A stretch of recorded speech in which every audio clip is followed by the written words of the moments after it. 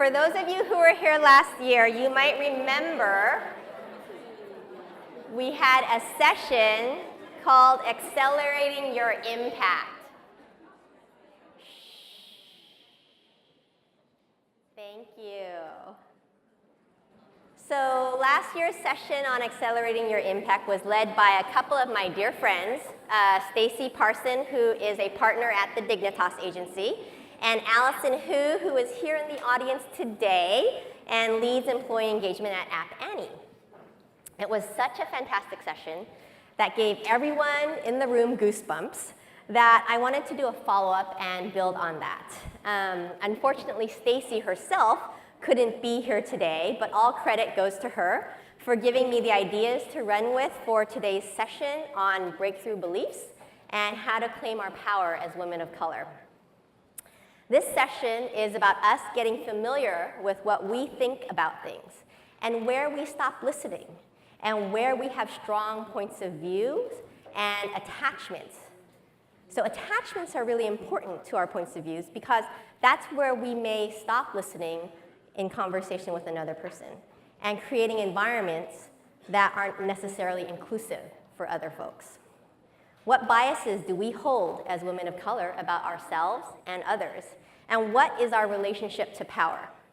Do we feel powerful? And what do we do about it if we don't?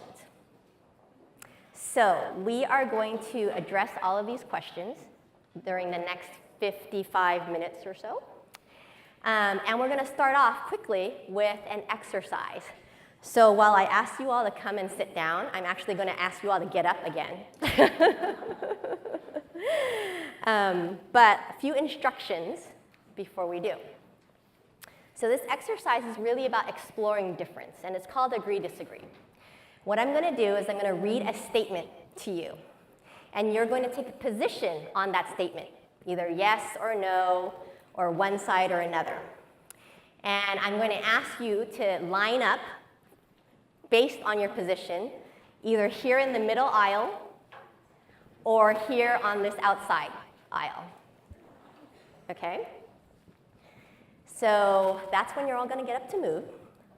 Take your positions, and then after you take your positions, I'm going to ask you to ask for 2 brave volunteers from each lineup to explain your position in the hopes of convincing someone from the other side to change their position. Okay? So your job is to influence somebody from the other side to move over. Okay? And when somebody does decide to move over, we're all going to celebrate that. Okay? With applause, woohoos, clapping, whatever that might be. And I will repeat these instructions as we go through it, so don't worry about it. But I wanted to sort of set that stage for an expectation for you. Are you ready? Ready. All right. First statement, greatest of all time, Beyonce or Whitney Houston? Okay? So, no, don't tell me. This is not a conversation with me, okay? So if you think Beyonce, you're going to line up here in the middle, okay? If you think Whitney Houston, you're lining up here. And make sure you're facing each other. Ready? Go.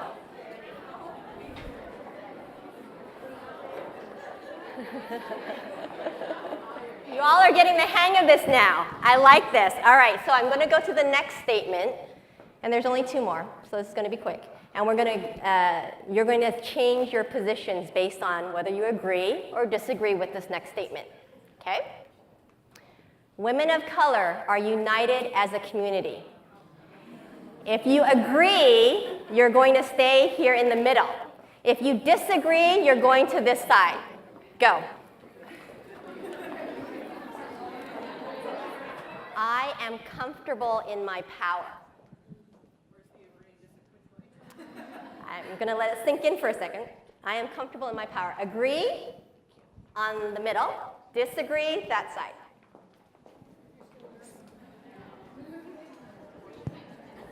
It was a visual representation of how hard it is to change mindsets.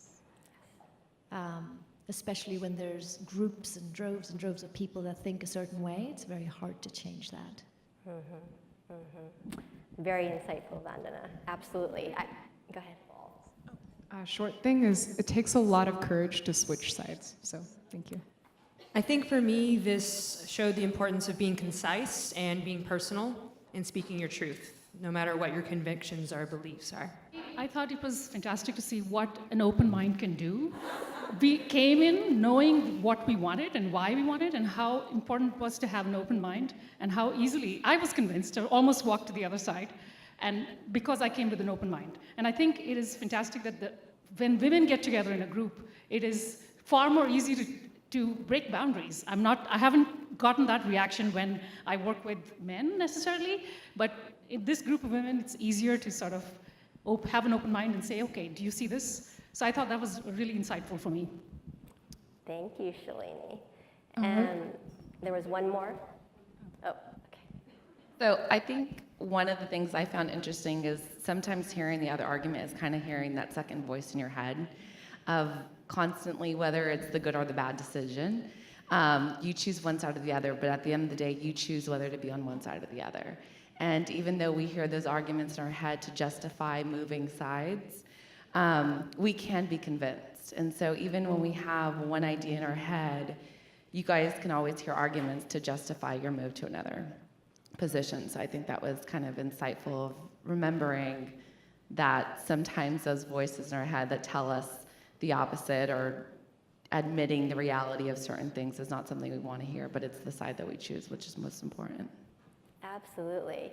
So there was so much in this discussion that I loved. I think, just the discussion around being able to influence and convince people.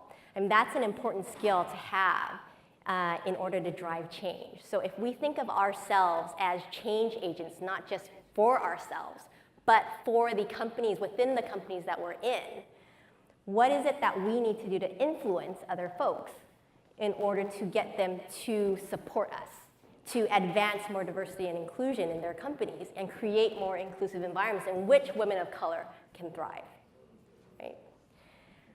I think the second thing that this brings up is this idea behind what's a stance versus what's a position.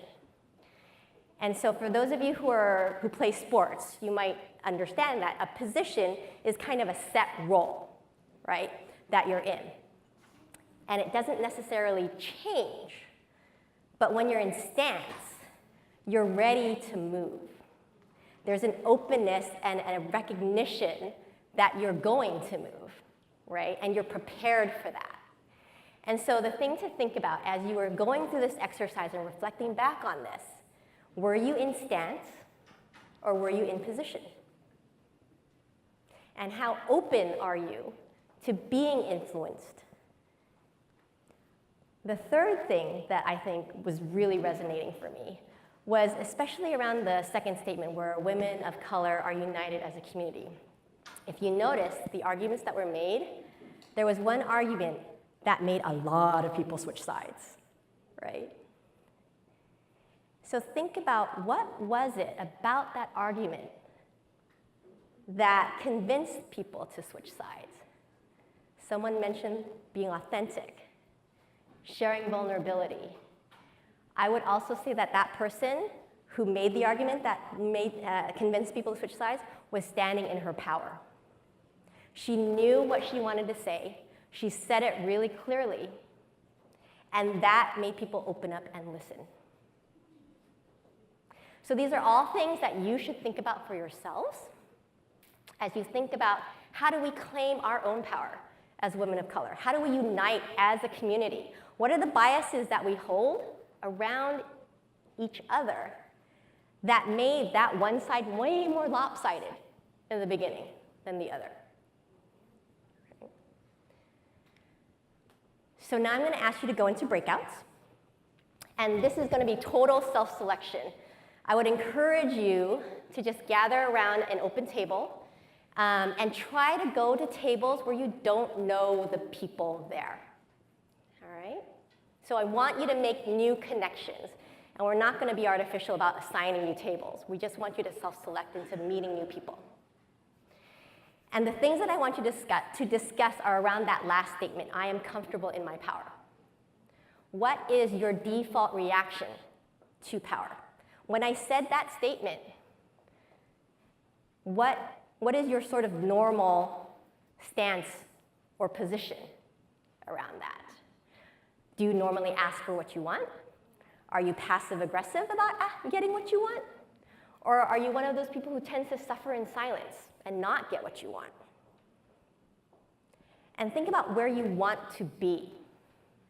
And how can you get there with the support of this community?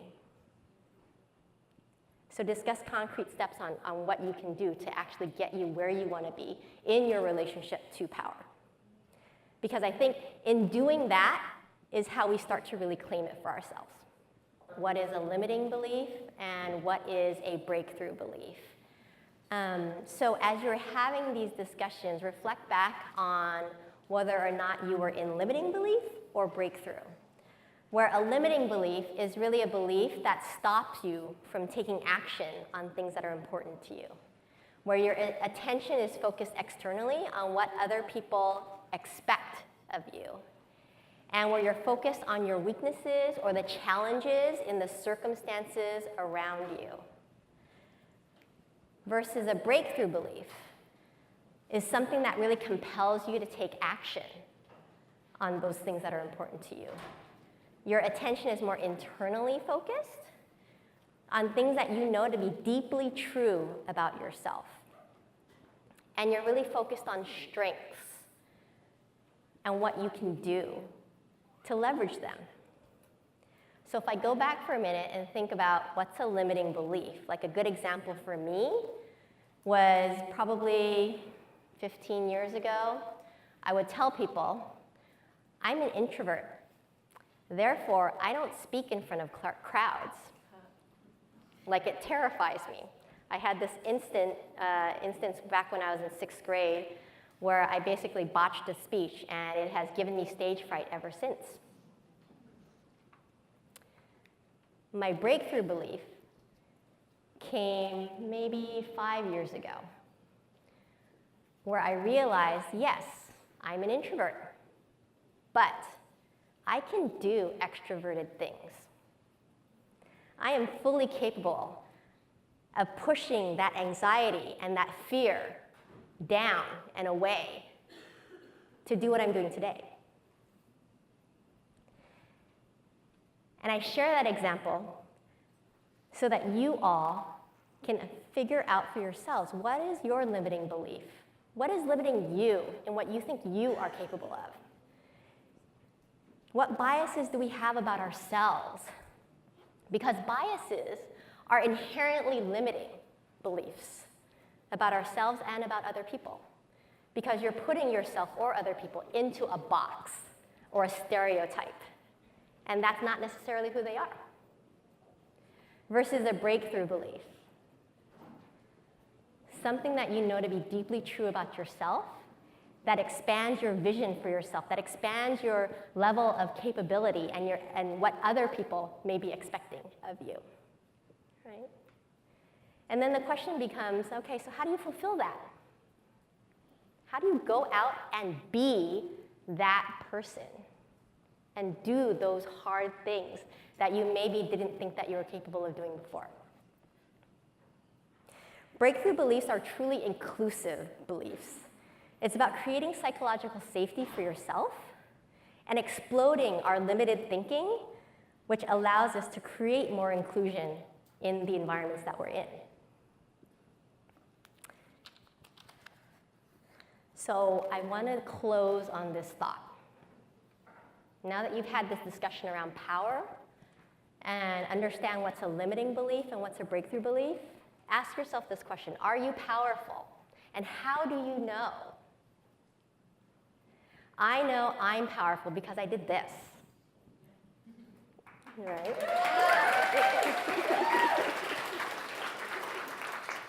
And it takes a badass to do this stuff. So, thank you. So think about yourselves. What makes you powerful? What are 3 powerful things that you have done in the past week, month, year? What makes you powerful? How do you know? How do you demonstrate that to other people? And step into it. Most of us think what we think, but we don't know why we think the things that we think. And to the extent that we can explain that to ourselves, we are going to be more powerful and more empowered. You're going to trust yourselves more and feel less like imposters. Right? And that's where we want to go. That's what we want to be as a community. We want to be there for each other. We want to be our powerful selves so that we can drive change. Claim it. Claim your power.